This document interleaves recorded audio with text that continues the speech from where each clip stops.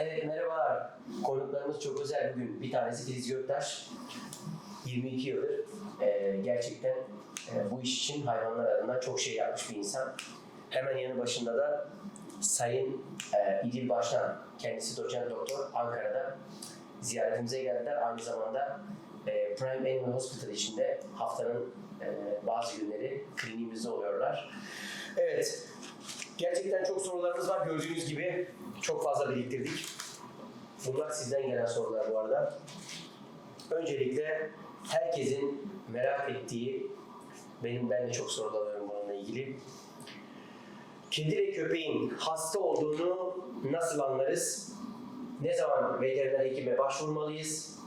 Bununla ilgili gerçekten insanlar dünyanın farklı yerlerinde çok sıkıntı çekiyorlar, biliyorum. O yüzden bu konunun uzmanı iki veteriner hekime onu soralım. Evet, aslında anlamak çok kolay hasta sahipleri için.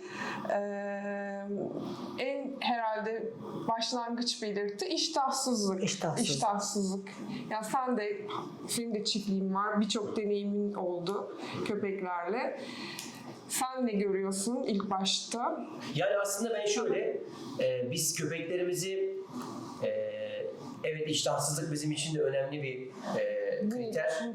bir kriter ama biz öncelikle şey yapıyoruz. Yani normalde köpekler sürekli hareketliyse, yani biz çünkü sürü halinde köpeklerimizi bırakıyoruz özellikle gezmeye çıkarken.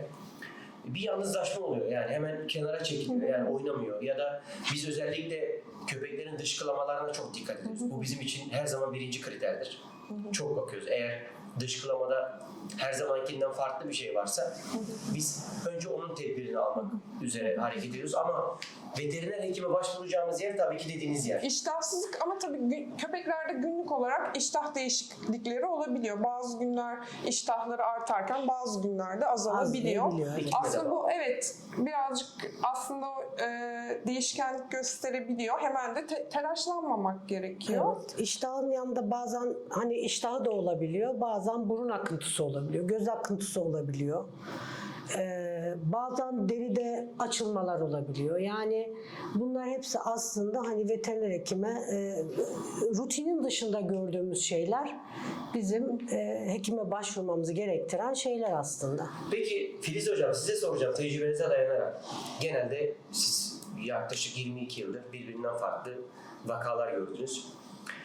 Size bir hayvan sahibi geldiğinde, kedi veya köpek, yani size eğer herhangi bir yaralanması açık, yani özel durumlardan dışında, işte köpeğim huzursuz, yemek yemiyor ya da ne bileyim köpeğim uyumuyor, bununla ilgili mi geliyor yoksa sizin kendi sorunuz mu önce bu? Ne zaman yemek yiyor mu, hareketli mi, su içiyor mu? Aslında biz o soruları aşı yapmadan önce soruyoruz. Yani mesela yavru bir köpek veya yetişkin bir köpek aşıya geldiği zaman aşılama yapmadan önce tabii ki bir muayene yapıyoruz. Ve bu muayenede de çeşitli hasta sahiplerimize sorularımız oluyor. Bu sorulardan sizin söyledikleriniz bu sorular aslında. İşte yemek yiyor mu, içiyor mu? İşte öksürüğü var mı, yok mu? Rutinin dışında bir şey gördünüz mü? Diye bizim sorduğumuz sorular bunlar. Ama hasta diye başvurdukları zaman kendilerine zaten soruyoruz. Ne gördünüz?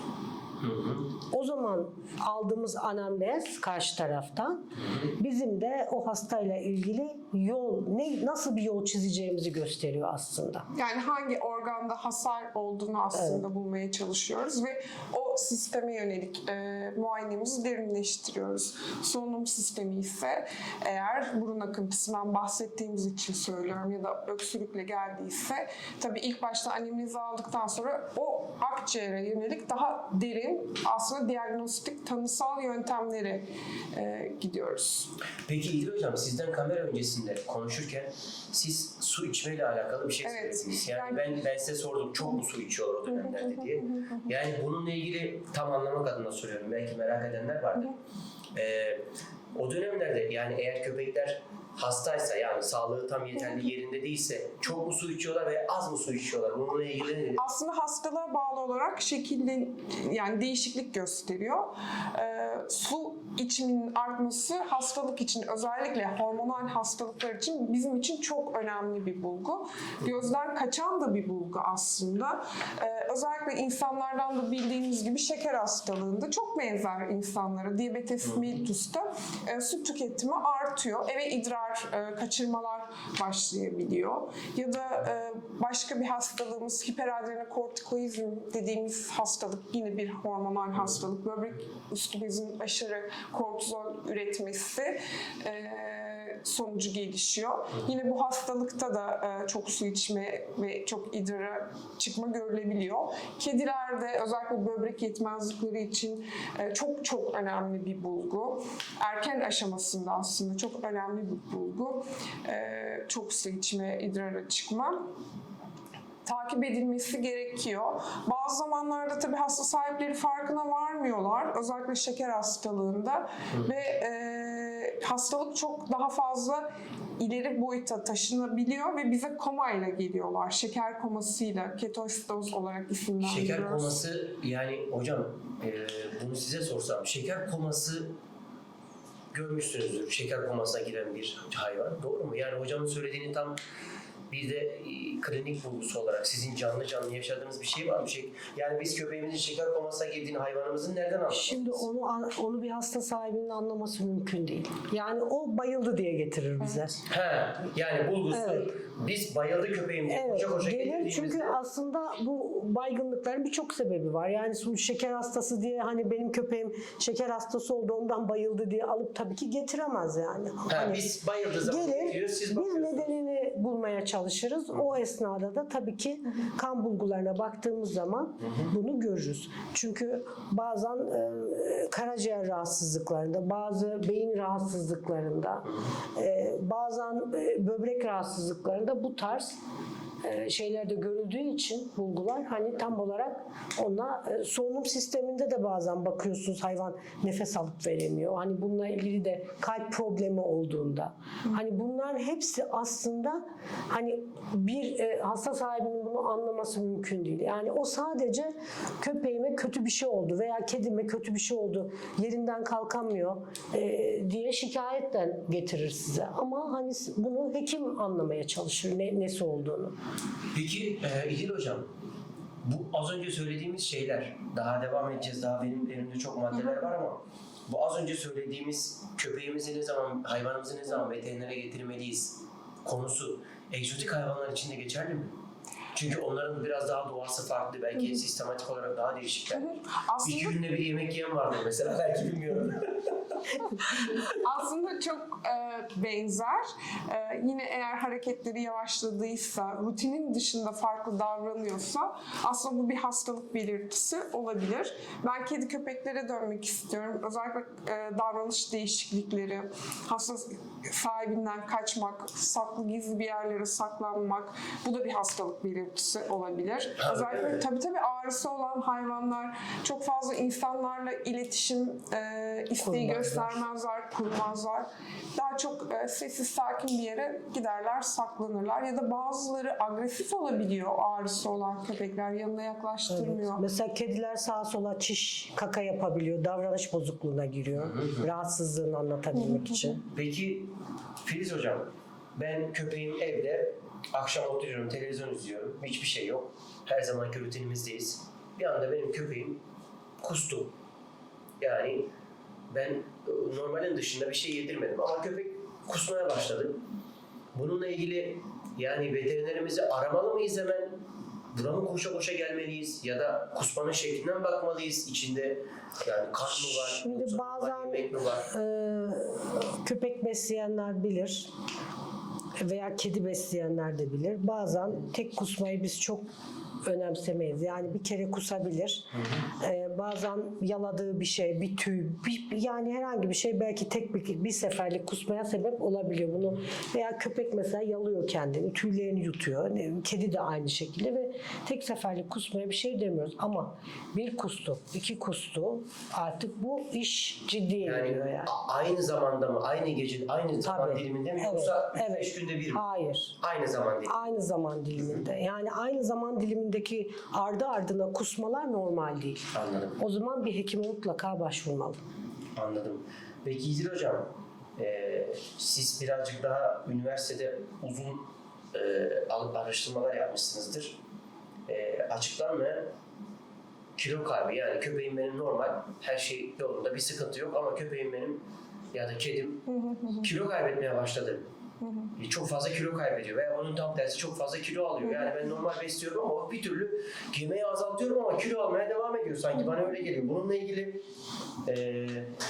ne yapmak lazım? Yani biz bunu ne zamana kadar kilo kaybederken kemikler görünene kadar mı yani gelmeyelim? Ne yapalım? Aslında bu da çok önemli bir bulgu. Evet. Kilo alması kadar kilo vermesi de önemli.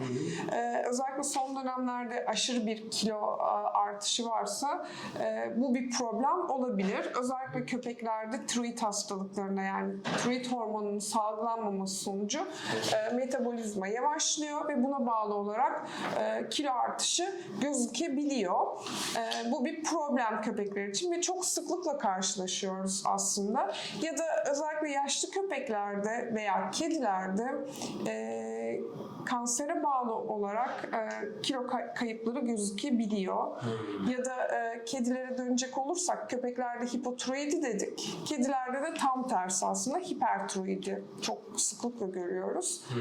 Hipertiroidiye bağlı, yani tiroid hormonlarının çok salınması sonucu metabolizma hızlanabilir ve buna bağlı olarak aşırı bir kilo kaybı olabilir. Bu önemli bir bulgu. Evet, baktığınız kediniz, köpeğiniz zayıflamaya başlıyor ya da kilo almaya başlıyor, hemen bir veteriner hekime danışmanız gerekiyor.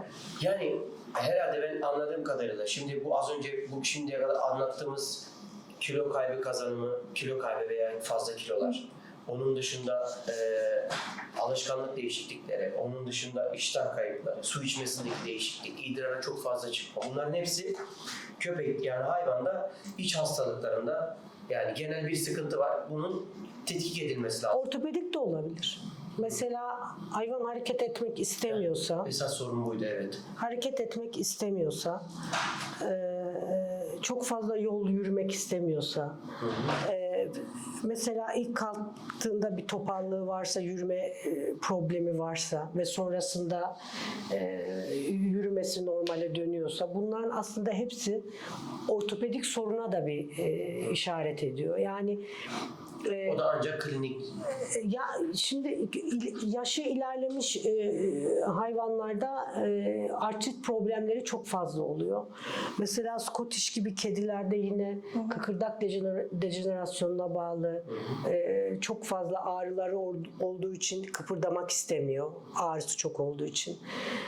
Yaşlı köpekler yine ağrıları çok olduğu için kalkıp yürümek istemiyor. Koltuğa çıkmak istemiyor. Ama aynı zamanda eşittir az hareket eden bir hayvanda yine kalp problemi de Şimdi aslında yani o karıştırmamak için işin içine dahiliye için ben de şimdi bekliyordum hareket etmiyor deyince mesela kalp hastalıkları köpek veya kedi koltuğa çıkmak istemez. Evet. Merdiven çıkmak istemez, zorlanır. Yani her zaman koltuğa atlayan bir köpek hasta sahibinin yanında çıkmak istemez koltuğa.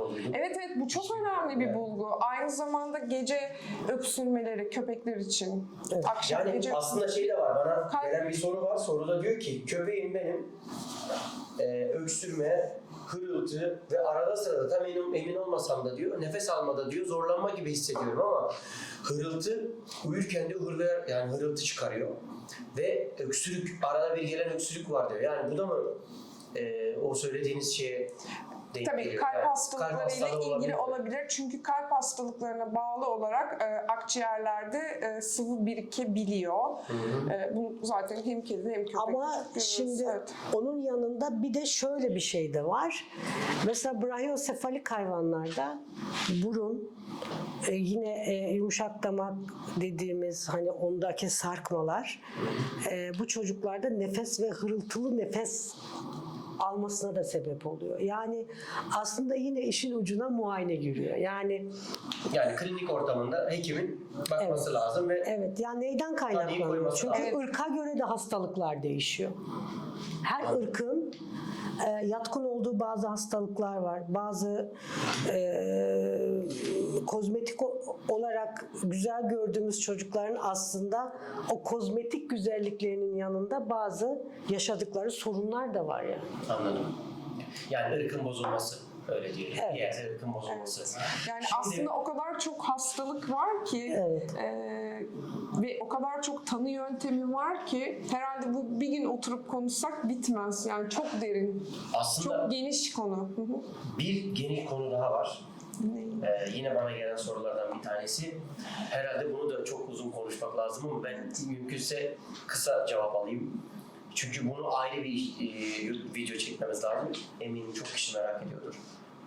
Tüy dökülmesi ve kaşıntılı cilt. Yani şimdi ben bunu bir üretici olarak şöyle görüyorum. Tüy dökülmesi mama değişikliği olabilir. Tüy dökülmesi hava, iklim şartları olabilir. Tüy dökülmesi köpeğin yattığı yerden olabilir. Yani bir sürü bununla ilgili bir sürü şeyler var. Siz peki bu konuyu nasıl değerlendiriyorsunuz? Yani aslında tüy dökülmesinin tipine göre değişiyor. Eğer genel bir tüy dökülmesi varsa evet çevresel değişikliklerden, stresten, iklimden, belki iyi beslenememekten, emilim bozukluklarından kaynaklanabilir. Ya da iki taraflı eğer simetrik sırtında tüy dökülmesi varsa genellikle bu hormonal kaynaklı oluyor. Kızarıklık var mı, yok mu?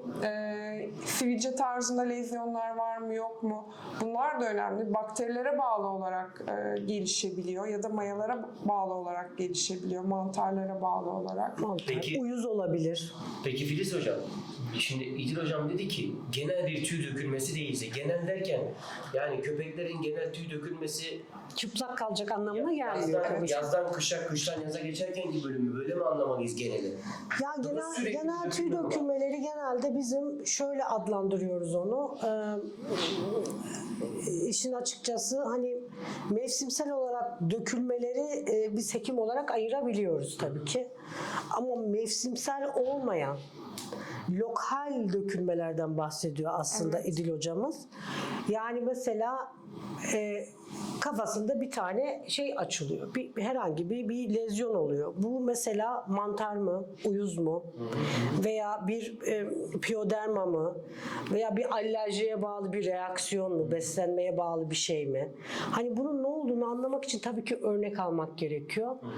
Biz örneklerle bunu alıyoruz ve tabii ki tespit ediyoruz. Ama bazen beslenme yine generalize bir tüy dökülmesine sebep oluyor. Bazen de atopik dermatit dediğimiz evet. çok fazla görülen, bazı ırklarda da çok rastladığımız nedeni belli olmayan tüy dökülmeleri var ve kaşıntılar var. Anladım. Atopik dermatitlerde bunu da çok fazla görüyoruz mesela. Yani Yani yine de bunu konuşsak- evet bu dermatolojiyi bir gün değil 3 gün konuşsak işin içinden yani zor çıkarız. Biraz sıkıntılı bir şey.